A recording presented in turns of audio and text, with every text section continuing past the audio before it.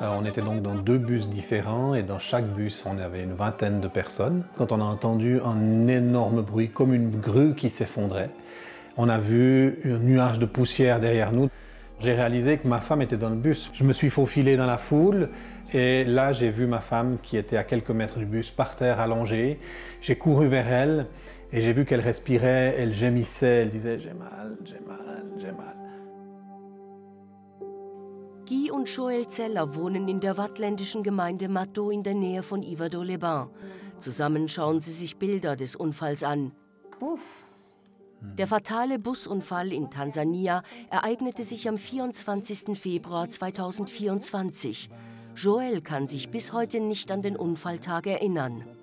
Toi, tu étais à l'intérieur du bus au dernier rang, et là derrière, il y a la fenêtre qui était bien sûr cassée, et très rapidement, des gens t'ont sorti et t'ont posé par terre.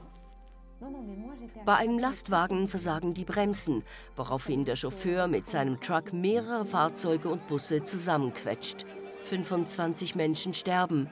Im Bus von Joël Zeller befinden sich 20 Personen, 8 davon überleben.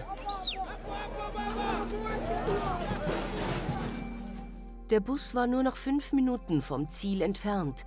Im Rahmen ihres Masterstudiums besuchte sie zuvor die Maasai. C'était une journée extraordinaire où on a fait la rencontre d'un peuple qui vit très différemment de nous encore aujourd'hui. Dans le bus, on parlait les uns avec les autres. Ma souffrance, je n'ai pas de souvenir, mais ce qui a quand même été surprenant, c'est que la première chose que j'ai dit à ma maman, où elle est venue me voir donc dès que je suis rentrée en Suisse, c'est « Maman, je n'ai jamais autant souffert de ma vie ». Im Spital in Arusha stellt sich heraus, Joël bricht sich zweimal das Becken und erleidet 12 Rippenbrüche auf beiden Seiten. Zudem ist Blut und Wasser in die Lungen eingedrungen. Für Guy ist erst einmal wichtig, dass Joël lebt. Bei Familie Zeller in Mato sprechen Guy und Joël heute das erste Mal seit dem Unfall mit der Ärztin Katrin Scheuerl. Sie lebt seit vielen Jahren mit ihrem Mann in Tansania. Auch an sie kann sich Joël nicht erinnern. Yes, so it's a very special moment to be able to meet with you. Thank you. I was explaining to Joël and how an angel you've been on our path. It's an opportunity to thank you also for all your investment and all you did for my wife. Well, I feel like I didn't do something special, except for that I just knew this is the place to be and this is the time to be, and God could use all my education, my language, my history to be in the right place at the right time. I mean, I didn't feel like I was giving anything. I was just in the thing, in the flow. Yeah. And I mean, it's so touching to see. Yeah, it is. It's quite moving. Als Katrin Scheuerl von diesem schweren Unfall in Arusha mit mehreren toten Menschen gehört hat, fährt sie sofort zum Krankenhaus, um ihre Dienste anzubieten. Das Krankenhaus hatte natürlich, weil so ein Chaos war, es waren 25 Tote und ich weiß nicht wie viele Verletzte. Und habe gesagt, Leute, ich bin Ärztin und konnte natürlich in deren Landessprache sprechen, auf Kiswahili. Und habe gesagt, ich bin Ärztin, ich gehöre zu dem Team. Ich muss gucken, wer wo ist. Bitte lasst mich rein. Und dann haben die mich sofort reingelassen. Und da haben die festgestellt, dass sie beidseitige Rippenbrüche hatte und auf beiden Seiten Blut in dem Lungenraum war, wo eigentlich Luft und Lunge sein sollte. Und ich dachte nur, das ist ein Polytrauma, das ist eine so schwere Verletzung. Ich weiß nicht, ob die das in Tansania hinkriegen. Das geht schon mit der Hygiene los. Wenn da die Infektion reinkommt, dann dauert es 24 Stunden und dann sind die Keime da und machen Sepsis, also eine Blutvergiftung. Und die ist zu 50% tödlich. Also das war mir eigentlich ganz schnell klar. Verlegung, so schnell wie es geht. Durch ihre Fachkenntnisse kann Katrin Scheuerl den Versicherungen in der Schweiz exakte Angaben machen und so die Verlegung in ein größeres Krankenhaus in Dar es Salaam und später in die Schweiz massiv beschleunigen. Zu sehen, wie sehr seine Frau leidet, macht Guy Zeller zu schaffen. Avec les 12 vertèbres cassées, avec ses poumons qui étaient douloureux, à l'intérieur, je bataillais et je disais, Seigneur, pourquoi est-ce qu'elle doit souffrir autant? Et puis j'ai eu l'impression que Dieu me répondait et qu'il me disait « Mais Guy, ta femme, elle souffre parce qu'elle est vivante. Alors remercie-moi pour la souffrance. Si elle ne souffrirait pas, elle serait morte. » Et en fait, d'avoir cette réalisation qui s'imposait à moi, ça a changé toute ma perspective et j'ai une immense paix qui est venue. Von Tansania aus wird Joel Zeller nach ihrem schweren Unfall per Rega in die Schweiz geflogen. Guy Zeller ist voll Lob über die Professionalität der Rega-Crew. Die Vorbereitungen in Tansania auf den Flug waren alles andere als einfach. Auch ist nicht sicher, dass Joel den Rückflug überlebt. In der Schweiz wird Joel ins Universitätsspital Juif in Lausanne gebracht, eines der besten Spitäler weltweit. Joel wird erfolgreich operiert.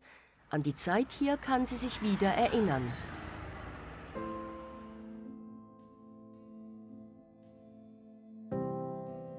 La première chose dont je me suis souvenue, c'est vraiment, je le vois encore, c'est le visage de l'infirmière au CHUV. Devant moi, là, je crois que j'oublierai jamais son image qui me dit « Madame Zeller, on est tellement content que vous vous réveillez. Est-ce que vous savez où vous êtes ?» Je dis « J'ai aucune idée. » C'est quand j'ai entendu, quelques jours après qu'il y a eu des morts, que j'ai vu les photos. En fait, mes enfants m'ont dit « Mais maman, pendant 3 jours, tu as été entre la vie et la mort. » J'étais là « Waouh !» C'est là que j'ai pris conscience, en fait, que j'aurais pu mourir. Ouais. Vor dem Unfall liebte es Joel zu joggen. Inmitten des Heilungsprozesses im Krankenhaus hat sie ein besonderes Erlebnis. Sie empfindet, als würde Jesus zu ihr sprechen. Et puis c'est là que j'ai entendu ou reçu, j'ai eu cette impression de « Joël, on va courir ensemble rapidement encore ». Et puis je me suis saisie de cette promesse et puis oui, j'y ai cru. Mais j'ai bien entendu le bientôt. Ça a été une grande leçon de vie pour moi. Parce que j'ai réalisé qu'on peut recevoir de ces convictions, ça ne va pas tomber du ciel, et puis tout à coup ça va arriver. J'ai dû faire ma part. Nach ihrem Spitalaufenthalt beginnt Joel so bald als möglich mit der Physiotherapie. Begleitet wird sie dabei vom Therapeuten Circeo Junior. Elle a subi un gros accident, on connaît très bien son histoire. Je lui dis toujours que maintenant il faut qu'elle fête 2 fois, donc son anniversaire et puis sa 2e naissance. Et puis moi, ce qui m'impressionne le plus, c'est vraiment sa capacité de se relever d'une difficulté. On ne s'attendait pas si vite de la voir comme ça. Et puis ce qui en était toujours impressionné à elle, c'est que l'évolution, elle était exponentielle. Ce n'était pas linéaire, c'était vraiment un truc incroyable. Oui, je souffre encore quotidiennement, en fait, à chaque respiration. Ça fait partie de la réalité. Il y a eu une progression fulgurante et super rapide. Et puis maintenant, on est plutôt sur un plateau. Et puis, il faut que j'accepte.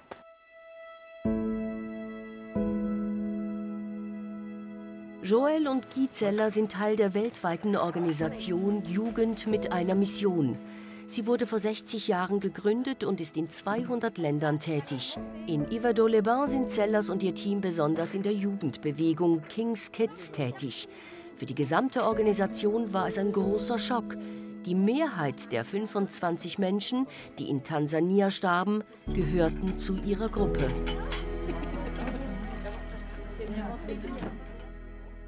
C'est le plus gros accident qu'on ait jamais eu au sein de notre mission. Et la nouvelle a fait le tour du monde très rapidement. Les gens se sont mobilisés pour prier. Des responsables ont afflué à Arusha pour accompagner les survivants. Même les plus petites bases reculées dans le Pacifique ou n'importe où voulaient faire leur part pour pouvoir donner un coup de main dans cette situation.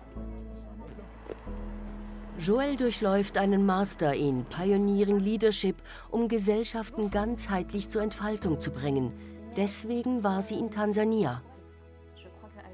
Weshalb sie überlebt habe, andere nicht. Darauf werde sie wohl nie eine befriedigende Antwort finden. Heute Abend sind fast alle Kinder von Guy und Joel bei ihnen in Mato zu Besuch. Alle waren sie an einem Hochzeitsfest von Freunden, als der Unfall geschah. C'était dur de m'imaginer ma vie sans ma maman, de penser à tout ce qu'elle pourrait pas être là ou comme ça. J'ai vraiment fondu en larmes avec mes frères et sœurs. Du coup, j'ai pu vraiment, ils ont vraiment pu me réconforter et me soutenir. Ça reste en choc, je pense, et je pense que je suis pas non plus totalement guéri. On commençait à apprendre de plus en plus de personnes qui étaient décédées. La dernière information qu'on avait, c'est qu'elle était vivante, mais on ne savait pas dans quel état. Donc là, j'ai eu peur. Ouais. Pour moi, d'être entourée de 4 générations, de les avoir tout près, de pouvoir les embrasser littéralement, pour moi, ça a été très, très important.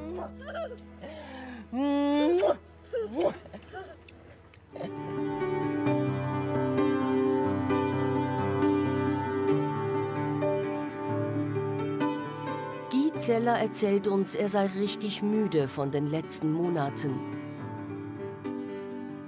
Je suis un introverti, donc j'ai de la peine parfois à connecter avec mes émotions, à savoir ce que je ressens. Mais quand je me mets au piano, c'est comme si mes émotions, elles sortent à travers mes doigts. Et puis j'aime bien chanter, j'aime louer Dieu.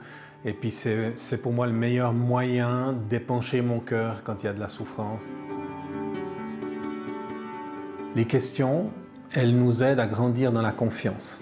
J'ai appris à vivre avec les questions, mais pour moi, une de mes priorités, c'est de connaître Dieu. Et plus je le connais, plus je sais que je peux m'appuyer sur lui et que je peux vivre dans la confiance, y compris dans les choses que je ne comprends pas.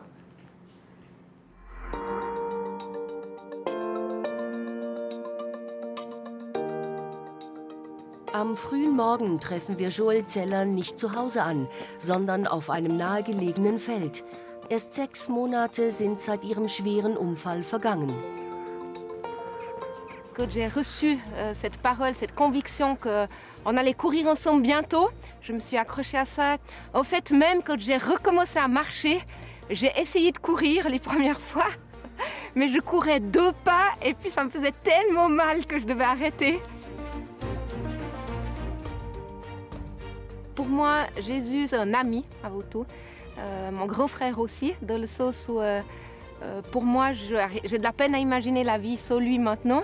Le fait de savoir qu'il est là, qu'il m'entend, qu'il m'accompagne, mais aussi qu'il me parle, c'est ça.